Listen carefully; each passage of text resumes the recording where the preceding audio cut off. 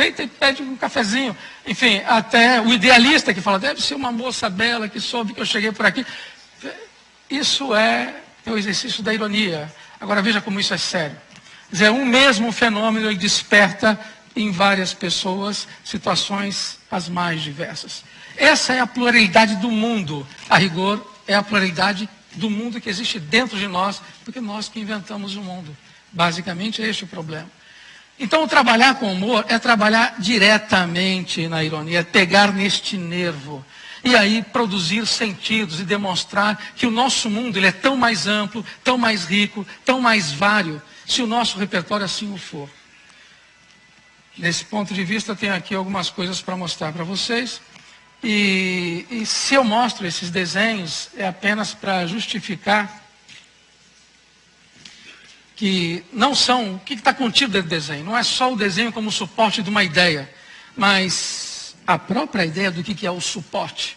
A carne da ideia, a materialidade da ideia, como é que ela se constitui, como ela é burilada, como ela é trabalhada, como ela é construída. Então, este é o interesse da obra do Milor. Porque tantas são as ideias, como tantas são as técnicas de apresentar ideias. E é isso que o torna imensamente fecundo. Então, vamos para as imagens. Esse é, então, o título é quase óbvio, não? Mas o cara inventou um nome, ou inventaram para ele um nome que absolutamente não existia. Porque sabe-se que foi um erro de grafia ali na hora do registro. Por outro lado, rima com melhor, né? É estupendo. Isso é uma espécie de autorretrato, eu diria, em última análise. O nome disso é deformação profissional. Eu, deliberadamente, quer dizer, não me importei com os títulos, porque hoje eu vou falar sobre desenho. E vejam este homem que é feito com linha pontilhada. E veja o que significa, portanto, pontilhamento. Né? Com uma ideia de inacabamento ou de percurso, sim, a ser executado ainda. Mas, efetivamente, as bordas ainda não estão escandidas, não estão definidas, não estão perfeitamente delineadas. Não é? Ele vai construindo, ele vai cortando, ele vai alinhavando, ele vai juntando. Mas ele totalmente inacabado. É por fazer. Ele tem esta configuração que é virtual, como pode ter outras configurações. É claro, falar de Milor é falar de um erudito. Eu comecei falando, fiz esse comentário breve sobre a filosofia, só para dizer também, subjacentemente, por tabela, o quão versado ele era em línguas, tá? Ou em escolas teóricas. Mas também temos que falar das referências, como, por exemplo, Saul Steinberg. Claro que essa é a referência mais imediata, mas só para mostrar alguém que seguramente figura no mesmo patamar de Milor Fernandes. Milor Fernandes o tinha como referência, como muito provavelmente Steinberg o teria também, e provavelmente o tinha, porque chegaram a se conhecer. Como não ter? São gigantes se discutindo. Então a ideia de alguém que puxa do próprio pincel e vai se construindo, a matéria-prima de si é o instrumento e o material com que eu uso para conseguir exprimir, quer dizer, a expressão é simultaneamente a construção, quer dizer, eu sou aquilo que sou possuído pelas linguagens. Como disse Otávio Passo, o homem inventou a linguagem e ao inventá-la inventou-se. Continuando. Olha, e é muito bom que nem consigamos ler esse texto, não importa. Que tal esse menino? E que tal também a figura, do protagonista do desenho, ser simultaneamente dois, a linha e o garoto que puxa a linha. E todo humorista é, em última análise, aquele que vê o outro lado das coisas. Lembremos daquele conto anedótico do garoto que viu o rei nu. E ele foi o que teve coragem de chamar a atenção para aquilo que os olhos dos outros, conquanto vissem, não acusavam ver. Porque não tinham coragem ou porque não estavam vendo o mesmo? Mas não é a mesma coisa? Quando não temos coragem, efetivamente, os nossos sentidos são obliterados. Afinal, Fernando Pessoa não escreveu um dia que o que em mim sente está pensando? Portanto, sentir e pensar não é a mesma coisa? E vejam, a linha que está no céu é uma linha que serve como uma espécie de pauta. Ela vem organizada, ela vem muito bem conformada, como uma pauta onde eu pego as minhas ideias, e essa linha é que ele puxa e traz para baixo. E aí ele joga no chão, ela fica enrodilhada, embaraçada, serpentinada. É uma linha oscilante, ela toda é uma linha dançada. Quer dizer, lá em cima está a ordem, e ele vai descosendo. E no meio desses dois campos tem um sol, que também é um balão, que nada mais é uma linha que se fecha. Dizia o Paul Klee, bom, de algum modo é parafraseado pelo também o Milor Fernandes, quando ele diz que o círculo é uma linha autossuficiente e profundamente envaidecida de si própria. Ele parafraseia o Paul Klee, quando o Paul Klee escreve nos seus escritos pedagógicos, que um segmento de reta é um ponto que se apaixona perdidamente por outro ponto e corre em direção a ele. Quer dizer, esse dado da erotização da linha, o que pode a linha? Quer dizer, veja a dualidade da linha. Você pode ter uma linha reta, ela tem um significado. Uma linha embaraçada, mole, suave, deitada no chão, o sentido é completamente outro. E nós somos aqueles que inventamos a linha. Que a linha não está no mundo. Porque quando eu desenho, eu observo o mundo e reduzo o mundo a linhas. E quando eu projeto o meu próprio desenho, que é uma outra forma de você lidar com o mundo. Ou eu o represento, ou eu o apresento. Qualquer das duas vias você pode dizer que você apresenta. Porque aquilo não é a natureza. Aquilo é o mundo pensado, mentado, mesmo que sob o crivo da emoção. Mas então esse processo de transmutação que está aqui colocado. Esse outro exemplo. O que é delicioso, então, é a constatação que entre A e B não interessa a menor distância, como, por exemplo, defendia Euclides. Essa não é a questão nossa, não é a questão do nosso afeto, não é a questão da nossa própria vida. É bonito quando o T.S. Eliot discutia escreveu que entre o nosso desejo e a nossa ação cai a sombra, entre A e B. Agora, o que é mais divertido nesse desenho é a nota dele aqui à esquerda. O pé do desenho é aqui. Domingo saiu de cabeça para baixo. Que pena. Abração, Milor. Que tal? Você veja a reversibilidade disto. A rigor, quem dá esta alto e baixo é a letra A e a letra B. Portanto, essa linha desatada, completamente ensandecida, que vai para lá, labiríntica, ela é organizada por um outro tipo de linha, que é a linha do símbolo, que é a linha da letra. É ela que garante uma hierarquia, é ela que dá uma direção e constrói um horizonte. Porque mais não fosse o A e B na linha média desse desenho. E que tal isso?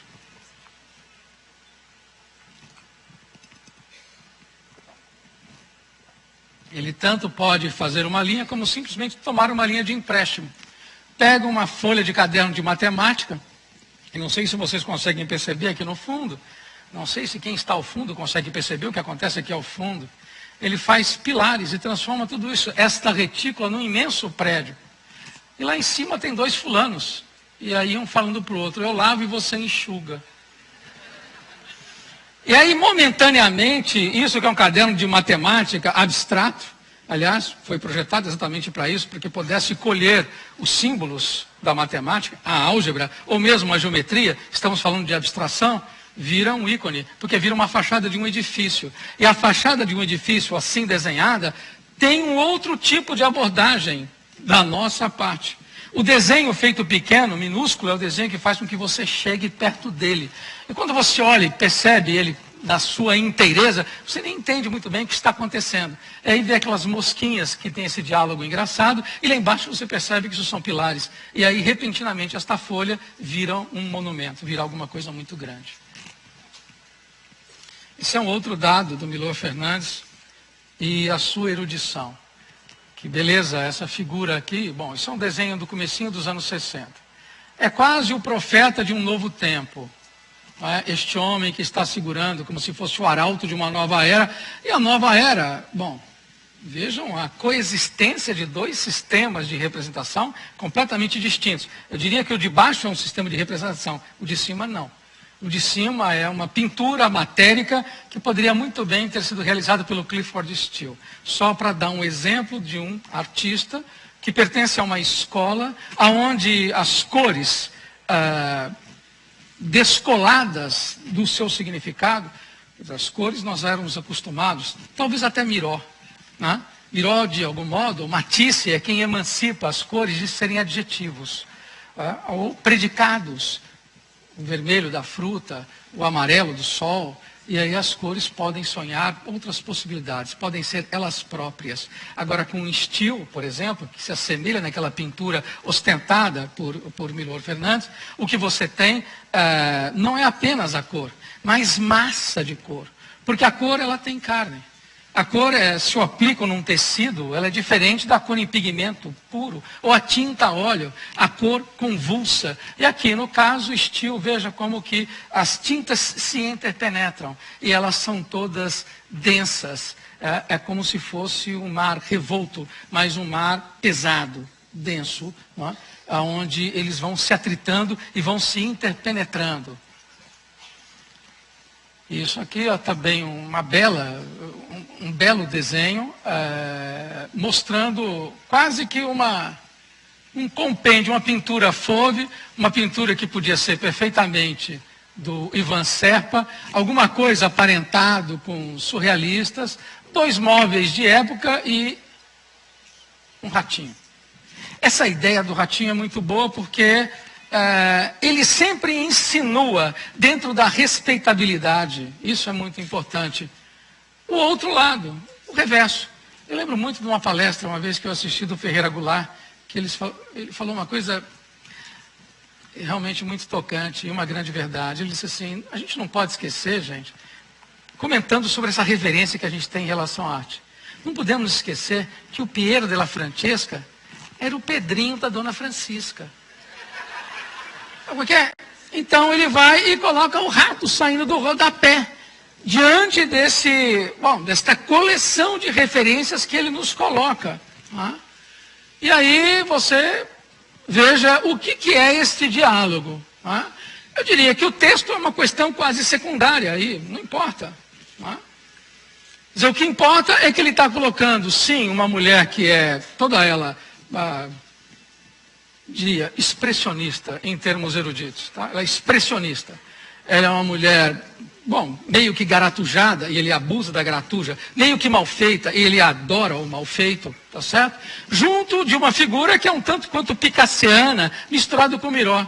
Porque não são só essas formas que essa pessoa é feita, e veja que se é uma pintura, tem algo de escultura, porque tem algo espacial nisso, uma certa volumetria. Agora vejam como é que a cor se comporta. A cor é quase atmosférica.